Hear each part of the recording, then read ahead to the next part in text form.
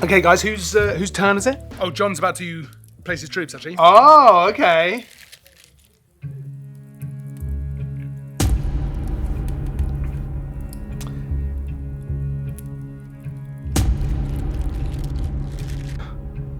Surely there's been some mistake. There has been no mistake. But your troops, they border my lands. But I held Australia when the Yellow Hordes came. So you did. But I thought we had an understanding. A friendship, perhaps. An alliance. The people of the Red Empire have no need for friends. We stand alone in the East and in the West. So you would strike at me now? After all we have endured?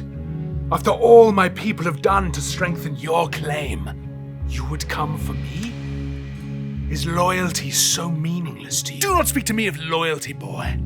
Loyalty is but a shield for the weak. The people of the Red Kingdom seek not friendship, but dominion. And tonight, we shall take Australia, and may it burn with your fragile dreams of a blue empire. I trusted you. Sorry, guys. This is getting a little bit intense, to be honest. Do you want to we can just play something else if you want. Oh no, it's all good, man. Let me just finish my turn. I'll place my troops. This will be good. And then this will be over very quickly. I called you brother. Then that truly was your final mistake. Yeah, it's just, I've actually got about 80 troops to place on my next turn. So this all just feels a little bit pointless, you know? Oh. Oh, yeah, well done, man. Oh, well done, man. Oh, cheers, man. Yeah. Monopoly, then? Yeah. So that was all shot on the new Canon EOS C50, a brand new camera in Canon's Cinema range that is looking to make it as easy as possible to get into cinema cameras, to make that much more accessible. And that accessibility is evident when you're using the camera. It's particularly easy to set up and to use as a solo videographer, which is exactly how I used it. And it's rocking some pretty serious video specs as well, while also having a brand new sensor and a new design to the body, which is built around the idea of being able to use it as is, so just the camera without having to build it into a rig or anything like that. You've got the monitor on there. You can just use this as a solo videographer, run and gun style, but it is absolutely able to be built into that larger rig in a bigger production if that's the way you want to use it.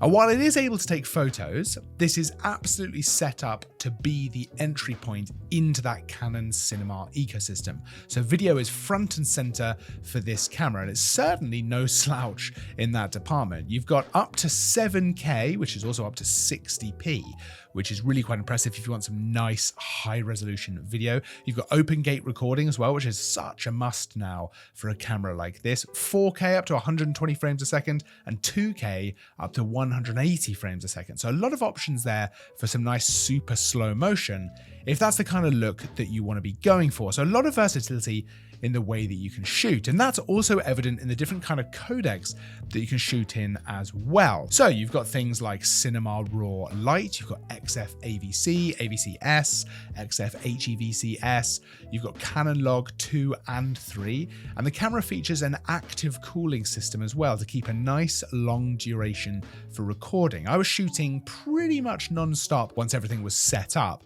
and that was in reasonably hot conditions as well. I had no issues at all with overheating. I must say as well, the way the camera is able to be used as a solo videographer, whether you are behind the camera shooting maybe a small business promo or something like that, an interview perhaps, or whether you are actually going to end up in front of the camera and therefore turning the monitor to be able to see yourself, it's such an easy experience to just be able to get the kind of content that you want. Of course, you've got all the video tools in camera like timecodes, Zebra, waveform, just to make your life easier. But like I said said before, it's so easy to just set this up with what feels like just the right number of controls on the camera itself, and a very, very easy to use menu as well.